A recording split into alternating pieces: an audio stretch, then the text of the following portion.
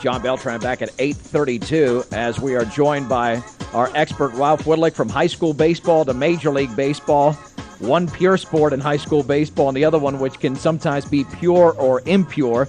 But at least for the Rockies, 13-7 since Clint Hurdle became manager after that disastrous 6-16 start. And Ralph, the first thing I want to address with you here has got to be this thing with a humidor. We didn't talk about it last week, but let's face it, if people around baseball are saying that the humidor baseballs or the storeroom baseballs are not being a factor at Coors Field, I don't believe it because, I mean, the runs are not down just a little bit. They are significantly down at Coors Field, and I don't think we've had a game this year where both teams at Coors Field have scored in double digits. No, I don't think we have either, and I don't know if we're going to have it. Quite honestly, I think it may have been the right thing to do. Maybe it was the right thing to do a couple of years ago. I don't have a problem with it. Major League Baseball apparently has inspected the humidor, quote-unquote. They don't have a problem with it. Again, if this is the answer to reducing these scores to Major League Baseball levels, so to speak, rather than the ping-pong-like scores we had in the past of 15-13, 21-18, 22-8, situations like that, let's have it. I don't have a problem with it. Again, I don't think the players are bothered by it. I think, quite honestly, I think the media has basically blown it out of proportion. When you think about this, this was on the front page of the Denver Post a week ago Sunday. This story, it must have been a very slow weekend to put this on the front page of the Denver Post. But again, I don't see a problem with it. But there's no doubt about the fact it's affecting the scores of these ball games. 4-2 last night. I mean, every game you go to these days, the last couple of weeks, have been a pitching performance. This is nice to see. The young kid, Dennis Stark, had a nice outing the other day. You know it effect or not. He's going to go again today. So we're going to see, again, as the season progresses, I think we're going to see some of the scores come back up. They are hitting home runs out of here, let's face it, but not to the extent they have in the past. So the balls are not ricocheting off the walls that they have in the past either. I don't think these games, Ralph, these low-scoring games could come at a better time, especially with the Rockies playing well, because after all, we saw 2 consecutive nights of record-low crowds at Coors Field. They need to get the fans back. Yes, they do. And the question again becomes, are the fans ready for this kind of baseball? We were drawing great crowds for the Rockies when they were scoring the ping-pong-like scores. So it's going to be interesting. The fans here are now going to see a different brand of ball. Are they ready for it? Are they ready for the 4-2, 3-1, 6-3 ball games rather than the 15-11 scores we were talking about? It's going to be interesting to see. But again, Florida has never drawn really well over here. They don't really have a marquee-type player. They've got a lot of nice players. We talked about Mike Lowell the other day. I mean, look at this kid. I mean, all he was doing was leading the American League in hitting. So, again, but does anybody, or National League in hitting, but does anybody know about him? Not really. Cliff Floyd, a fantastic talent. Again, he's buried down there. They don't get the media out there. They just don't really project their players on a national scale, and I think that's really what it takes. So, again, I think the Rockies are going to do very well this weekend with Atlanta. San Diego's coming in midweek.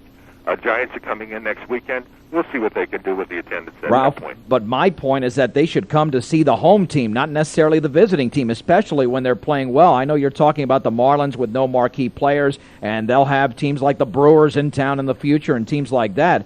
But if this team continues to play the way they are, even though they lost last night, getting a decent pitching performance by John Thompson, the fans should go out to see the Rockies, not who they're playing. Yes, they should. They absolutely should. But let's face it.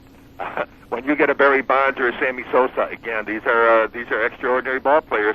The fans come out to see them as well. Yes, we want to see the fans develop the affection for the Rockies. Rocky fans, that's what we want to see. We want to see Rocky baseball fans out there. But again, you've got to have someone coming into town, in my opinion, because there's a lot of ball games on this schedule. You've got 81 home games. I think you pick and choose the games you want, unless you're a season ticket holder. And again, 28,000, that isn't bad when you consider, again, the averages around the major leagues. However, as we speak, it certainly is down from what the Rockies have had in the past, down over 115, 120,000 from last year. So that's quite a few. When we talk about attendance, let me just toss this one thing at you. I checked the other day. The Marlins had 21 home games this year, 210,000 plus fans. It's pathetic. It's pathetic. 10,000 fans a game. Again, they're not going out to see the Marlins play, and the Marlins came in the league at the same time that the Colorado Rockies did, and there's a world of difference between the two franchises. Yeah, well, I can tell you that, first of all, that Marlins Stadium is located in the middle of nowhere, Pro Player Stadium. It's not a good baseball stadium, And on top of that, if they don't do well this year, you might see Cliff Floyd being traded by sometime in mid to late August. So far, the Marlins are doing pretty well. But I want to stay in the National League West, where some things have played out according to form. Most definitely the Arizona Diamondbacks, 15-2 combined with Schilling and Johnson, at least decision-wise, and they're 12-13 in other games, Ralph. I mean, this would not be a good thing for most teams, but if Schilling and Johnson can pitch 30 games over 500 and then they play 500 ball when Schilling and Johnson are not on the mound, that's going to get them 90 to 95 wins, and that's good enough to make the playoffs and possibly contend for another World Series title. I don't think there's any doubt about that. And coupled with the great pitching that you just identified with the big unit in Kurt Schilling, Uribe Durazo makes his comeback yesterday, and look what he did. 3 home runs, 9 RBI. Unbelievable. They benchmarked Grace, who is not hitting the ball very well. Durazo gets plugged into the lineup. Second day back, 9 RBIs, John. That's enough. That's a week's performance for most ball players. He does it in one ball game last night.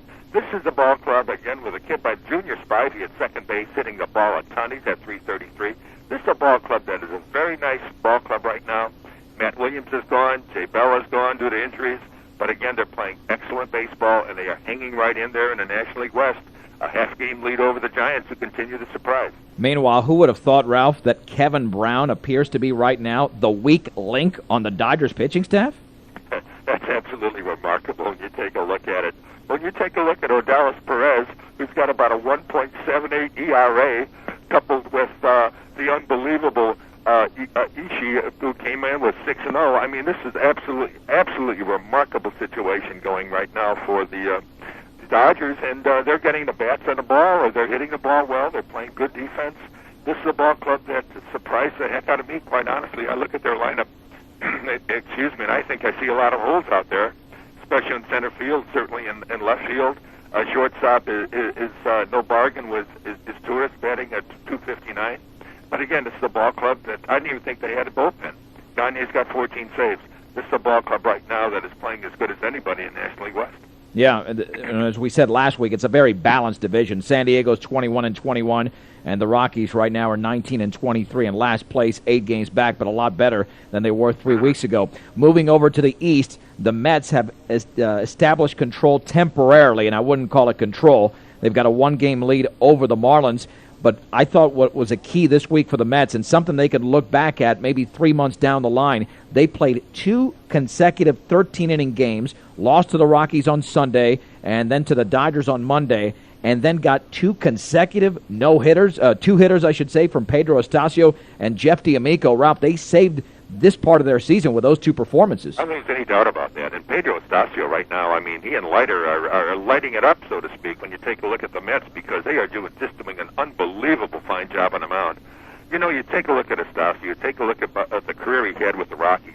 He was always out there, John, always giving you 6, 7, 8 very, very strong innings, not bothered too much by the long ball. He would give them up. But again, it didn't faze him. He just went out there, dedicated his job, did a great job with the Rockies over the years. Unfortunately, they felt that they had to trade him. He was in his last year of his contract. Again, we talked several times about the fact that how they trimmed the salaries down.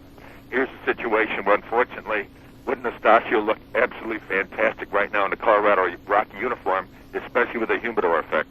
Yeah, exactly, because he's pitching so well. And you talked about streaks a couple of weeks ago when Kevin Schaefer was hosting this show, and there's several streaks in that East. The Mets have won 4 in a row, the Braves have won 3 in a row, the Expos and Phillies have lost 5 in a row, and the Marlins have lost 3 in a row. So certainly if we're looking at streaks in any division, we can point to the National League East, but even more so to the National League Central. We talked about a few minutes ago that some things had played out according to form. Well, the Central, in some areas, has not played out according to form, but here come the Cardinals, winners of 5 straight, and the Astros 6 straight. And it looks like they will overtake the Reds sometime soon, at least one of those 2 teams, Ralph. I think both of them will, and I think sometime soon, probably the next 2.5, 3 weeks. Again, it takes pretty much that long to gain 4 games, Cardinal situation, 5 games in the Houston situation, or Cincinnati. But again, this comes as no great surprise. We were looking at these ball clubs all season long and taking a look at the talent they have. The talent eventually rises to the top. There's no question about that. Cincinnati, they're going to get Junior back probably this week, maybe next weekend. He's going to help them a lot, no question. But again, pitching-wise, they don't stack up against the Cardinals. They don't stack up against Houston. Player by player, position by position, they don't either. I think the best Cincinnati can do, and I think, quite honestly, it's going to be a surprise, at least as far as I was concerned. We went over our preseason picks. I think the best they're going to do is third place in the Central Division, because I'll tell you, I saw two of the worst teams in baseball last night. I knew you were going to get to that, but I wanted to beat you to it because the Cubs losers of 8 straight, the Milwaukee Brewers winners of 4 of the last 14 games. I mean, these are two very, very sad baseball franchises right now, John, and it's very difficult to really stay focused and watching them play ball. Now, when are they going to fire your guy, Don Baylor? I know that maybe it's not all his fault, but you alluded to last week that they can hit the ball. Now there's a story going around that Jeff Pentland, the hitting coach's job, might be on the line because, after all, it's not really about the pitching. The defense has just been atrocious. I mean, you look at the offense has just been atrocious. You look at Juan Cruz, who is 0-7. His ERA is actually not all that bad, so it's really pointing to the offense. There's no doubt, but you take a look at that. You take a look at the lineup. I mean, in all honesty, aside from Sammy Sosa, they don't seem to have a major league bat in the lineup right now. Fred McGriff he's lost so much bat speed. We talked about that again in March. Excuse me, the man shouldn't even be out there, in my opinion, right now in a major league uniform. That's how much Fred McGriff has lost. He's lost it in the field as well. Alou is just a shadow of his former self. He's hurting big time. He's not getting the job done. You take a look around the infield. You've got Bellhorn. You've got Steins. I'm talking about guys who are starting. Augie Ojeda. These guys are lucky to be in the major leagues. They're starting on the Chicago Cubs. Jeff Pentland's a fine hitting coach. Look what he's done over the years with Sammy Sosa. But again, this is the ball club right now, John. They're dead in their tracks. There's no life. They look like the 6 and 16 Rockies before Buddy Bell was jettisoned. There's no doubt about that. This ball club's got to make some moves. My opinion is the move is not to be Jeff Pentland. It's going to be Don Baylor. Yeah, but the only moves they can make, at least player-wise, look like it's going to be on the pitching staff, where they'll bring up Mark Pryor from the minor leagues, who's obviously the greatest pitching prospect that's come out since perhaps Nolan Ryan. I mean, the way they're talking about this guy, where can they generate any offense? Well, they possibly can, again, move McGriff just right out of the major leagues, put him on the bench if they have to, bring up Isop Choi, the big Korean first baseman. He may not be ready, but again, even if he's not ready, he's going to give them more than McGriff is giving them right now. They can hope that Alou gets healthy. Again, if Bill Miller, you play Bill Miller at third base, if he's healthy, he can get the job done. So they do have a few situations there. They've got Gonzalez on a DL at shortstop. He was giving them a very nice game at shortstop, both in the field and at bat before he got hurt the other day. This is a ball club that could get a little bit better if they get a little bit healthier. But again, it's a situation where something's got to move, something's got to change, because there is no spark, no life. In all honesty, it's like dead man walking, except in this case, it's dead 9 men walking, because this ball club, there's nothing out there that resembles a Major League ball club. Right? Well, and you'd like to build teams to play well at home, and the Cubs obviously are not built for Wrigley Field. They have the worst home record in the majors at 6-14. And obviously, from what you're saying, that park is only built for Sammy Sosa because he's the only one who's been producing consistently this season and throughout the last few seasons for the Cubs, so we'll see what happens there. Meanwhile, in the American League, the Red Sox continue to play well at 27-11, but they have lost 2 in a row. Part of the reason they've lost 2 in a row is now they're without the best hitter in the American League average-wise in Manny Ramirez. You know, we talked about this a week ago about how well they were playing and how healthy they'd been because Veritek was back, Nomar Garciaparra was back, Pedro Martinez was back. Did we give him the kiss of death, John? I don't know, because suddenly Manny Ramirez goes down, batting all of 372 with 35 RBI, and he's out of that lineup. Is that a hole to fill? It's much bigger than a hole. It's almost like a grave to fill because this is a situation that, again, where do they go for that help? Shea Hildebrand, how much can he produce? I mean, he's almost overproductive right now in a sense. So they've got to get the long ball. And I'll tell you who's not producing the long ball, John, even though he's batting very close to 300. Nomar Garciaparra has not produced the long ball. Apparently the wrist injury he suffered last year required surgery. It's got to keep him back. For some reason, he is not hitting the ball. I think he's got 2 home runs. He's got a couple of extra base hits and doubles. That's really about it. So somewhere along the line, they're going to have to develop some punch to make up for the loss of Manny Ramirez, who provided basically all of their offense so far this year with a long ball. Yeah, Boston is overachieving when you look at some of their hitters. Johnny Damon at 340. I mean, a lot better start this year than last year with the A's. And you talked about Hillenbrand at 338. That's why it's going to be tough to fill that hole. You usually look to guys like Brian Daubach, who can come out of nowhere and hit the baseball very well and keep that going. But nobody's going to replace Ramirez even in the short run. A 372 average with 35 ribbies. The guy's just tearing up the baseball. Meanwhile, somebody else tearing up the baseball in the American League East that nobody's talked about this year is Alfonso Soriano. This kid's having a great year. Another home run last night. This is absolutely remarkable. Here's a kid who's got 10 home runs as a second baseman. Surely the most home runs by any second baseman in the major leagues. And he's doing that as a leadoff man. He is having a fantastic year. 3 more RBI last night in a ball game that I witnessed on television anyway over here after the Cub game. Absolutely a fantastic ball game yesterday. 14 innings, 25 runs, 40 hits, 14 pitchers. We're not talking about a high school game here. We're talking about the New York Yankees and the Minnesota Twins. What a ball game last night in New York. Absolutely fantastic. And Alfonso Soriano did his part. Home run and a base hit. Again, 2 hits. Bernie Williams comes up big. He's been coming up very big. 2 more home runs yesterday. And Jason Giambi is finding his way into the hearts of the New York fans, John, with a game like that last night with a grand slam in the bottom of the 14th. What a performance. John Beltran and Ralph Widlic at 8:49. That's a performance that we could see in the postseason. The Twins-Yankees, that could be a postseason preview. Yeah, it very well could be. I'm still surprised. The Red Sox losing Manny Ramirez. You take a look at Minnesota. They lost Corey Koski. They're making up for it right now. I just don't know how long they can continue. Again, very, very, very, very weak team in a sense, a bench. They really have nothing. Last year they lost Christian Guzman after the All-Star break. The team went in the doldrums. They fell apart. Their bullpen fell apart. Yesterday, Eddie Guardado, first time this year, 14 saves.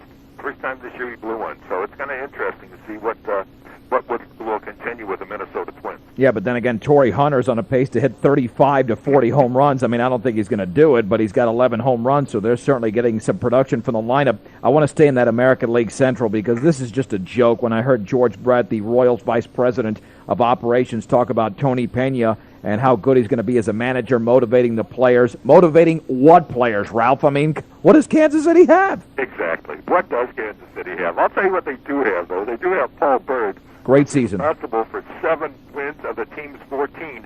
One pitcher has won 1/2 of their ball games. We can talk all we want about the Big Eater and Kurt Schilling. They're doing their job. In this situation, one pitcher has won half the team's 14 wins. That's absolutely remarkable.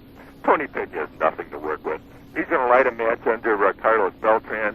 Hopefully, that will give him another bat. But again, this is a very, very poor baseball team. And I think John Miserock was lucky. They went back to the bullpen coach after being the interim manager for 2 weeks. I think, quite honestly, he dodged a bullet because he certainly wouldn't last the season as manager. And Tony Pena, bless him, I loved him as a catcher. I thought he was an excellent ball player.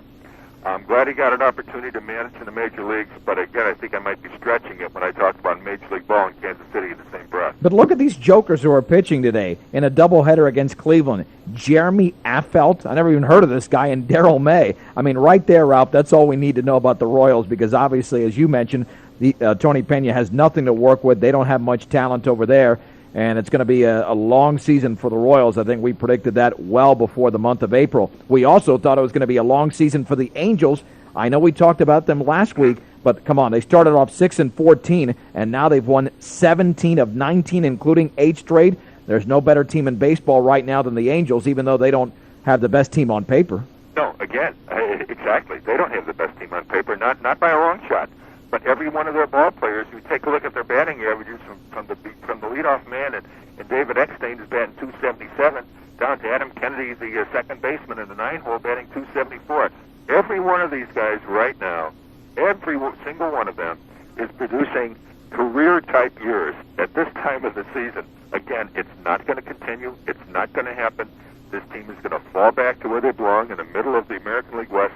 But again, right now they're hot. They're scoring runs by the bushelful, and they're getting decent pitching. But again, when you score 7, 8, 9 runs a game, doesn't matter who you throw out on the mound, you're going to win a ball game. Well, Lou Piniella, the manager of the Mariners, said earlier this year, and this is a according to what I heard on ESPN, that he was not worried about Oakland, but he's going to challenge Seattle. He thought Anaheim would challenge them a little bit more. So obviously Piniella knows something that we don't know, because you look at Oakland and Texas. I mean, Texas still doesn't have any pitching, even though they're 3 games under 500. And Mark Mulder made his return last night to the A's pitching staff, and he looked terrible. Yes, he looked terrible, and our good friend Mr. Hudson is not pitching very well either. So we've got a situation here where really the only pitcher of the big 3 on the Oakland staff that is producing is Barry Zito. He pitched a fine game the other day. Aside from that, Hudson and Mulder are not getting the job done. You go to number 4 in Hilgis, Corey Lytle, number 5, flip-flop the 2 of them, 4 or 5. Doesn't make any difference. Neither one of them is pitching very well. No, this is the ball club right now that's got major problems, major holes, not getting the pitching performance, as I said, from Hudson and Mulder, not getting the batting performance, missing Jason Giambi. Now, this is a ball club that's going to struggle, unfortunately, because I didn't see this. I really thought this was going to be a nice ball club all season long. They're hurting big time right now, and I don't see it getting better in the very near future. Yeah, and Corey Lytle is 1-5, and they expected him to pitch a lot better. Let's get to a topic which is obviously pretty disturbing, Ralph. The talk about the potential strike in August, because the owners apparently are not going to lock out the players, and now Gene Orza, I guess, who's the second man in baseball, he's the second guy behind the chief operating officer, is talking about a potential strike in August. I mean, what do you make of all this? This would be the 9th work stoppage if it does happen since 1972. Quite honestly, I'm sickened when I hear this. Gene Orza, the number 2 man in the Players Association, the union firebrand, that's what I call him. Donald Fear basically hides behind a mask. Donald Fear gives you absolutely no indication how he's feeling. He really only speaks to the press on very, very basic terms, in a sense. Orza, on the other hand, is really stirring up the pot. He always has, he always will. That's his job with the union. Orza is the guy that runs around talking about strike, talking about walkout, talking about an all-star game boycott. But it's still really, at this point, when I heard this the other day, I was really sickened. I cannot believe, even though I couldn't believe in the past, I cannot believe these allegedly intelligent people on both sides, management as well as union, I just don't understand how they can continue to throw gasoline on a fire, because this is something I honestly don't believe, and the people talked about this in the past, I don't believe baseball can recover from yet another lockout, strike, walkout, whatever you want to talk about, whatever you want to call it, whatever title you're going to use. I don't think baseball can recover from this. So what does it take? These guys have got to get together. They've got to work at it. They're waiting for various things. They're waiting for the arbitrator to come down and talk about whether or not baseball can contract at the end of the season like the commissioner would like. Again, if that's all they're waiting for, fine. Let's get that resolved. Let's get to the table. Let's get to the bargaining table and work something out. Baseball cannot survive another strike, John. How good of a job do you think Bud Selig has done, or has he been baseball's worst commissioner because he was actually forced into that role? Yes, he was forced into the role, and the owners the owners gave him a contract renewal at the beginning of this year. Basically, they said, you're doing a good job. I don't think he's doing a good job, quite honestly. I mean, he's running around with the talk about contraction in a year where they don't have a players' agreement in force. I mean, that certainly doesn't help matters. He fires Paul Beeson, who basically was the only representative of management that the Players Association would listen to, because at least he seemed to have some semblance of reality. But again, Bud Selig never has, never will. Bud Selig really belongs at a car lot here in Milwaukee, where I'm talking to you today, selling used cars, where he started. That's what Bud Selig's job should be. You know, I guess the best story in baseball, Ralph, has to be that pitching is actually back. It's no longer about Pedro and Kurt Schilling and Randy Johnson. We actually have great pitching in baseball, since I want to get back to on the field here for the last minute and a half. Sure. I mean, if you have to look at the cup as half full, maybe that's the best story this year in terms of the overall league, and that starts with what's happened at Coors Field that we talked about at the very beginning of the conversation. No question, no question. When you see a young kid like Dennis Starr come out, it's 6 strong innings as he did Monday night, wins the ball game, he's going out again today against the Atlanta Braves. Tom Glavine pitched a great game for them yesterday. We know all about Tom Glavine. Tom Glavine's a great pitcher. But you take a look around the major leagues. You take a look at Josh Fogg at Pittsburgh, 5-1. Ichi from Los Angeles, 6-1. Kurt Ruder, 5-1. Mark Burley. Isn't that unbelievable? I mean, you take a look at this. Matt Morris, 6-2. You gotta love this. I mean, absolutely. Take a look at the American. We talked about Paul Byrd at 7-2. Derek Lowe, 6-1 with a no-hitter. It's just remarkable. Mark Burley, as you just said, 7-2. I mean, absolutely fantastic. You've got some great pitchers that go along, the great young pitchers that go along with a Roger Clemens, with a big unit, and a Kurt Schilling. And we just reeled off some very, very nice names, some very young pitchers, without even mentioning the fact that the big names in pitching continue to be the big names in pitching. Yeah, you know, pitching is back, Ralph, when Jose Rio, who gets the start today for Cincinnati and was out of baseball for 6 years, is 3-1. I know it. It's absolutely amazing. You take a look at this, you shake your head. But again, you turn around, you look at the ageless wonder in Jesse Orosco, all 45 years of age, still pitching in the major leagues. You got to love it, I'll tell you. It's an unbelievable game. It's absolutely remarkable. And again, 35,000 people in Milwaukee to see two of the ragtag teams in baseball last night. So baseball apparently is doing something right in spite of themselves. Yep. Well, Ralph, enjoy the rest of the weekend. If you're going to take in that brutal baseball, at least have a hot dog and a beer and do something to occupy the time there, because, as you mentioned, the quality of baseball over there might not be very good with the Brewers and Cubs. Well, basically everything is going on in Milwaukee this weekend. It's absolutely amazing. The National Bowling Congress has a tournament. I spent 3 hours yesterday watching the Indy cars at the Milwaukee Oval getting ready for the big Milwaukee 250-mile race. And, of course, I spent some time at the local Sud City imbibing with, obviously, some of Milwaukee's finest beer. But again, the home of Laverne, Shirley, and Maureen, why not? What would you expect? Absolutely. Hey, Ralph, appreciate your time, and we will talk to you next Saturday for another baseball edition of Sports Saturday. Next year, Mile High. Next week, I'll tell you, we're going to be looking at the Giants and the Rockies, and hopefully we're going to see some good Major League Baseball next week. Well, we've seen it the last few weeks. We'll look forward to that. Take care, Ralph. Take care, John.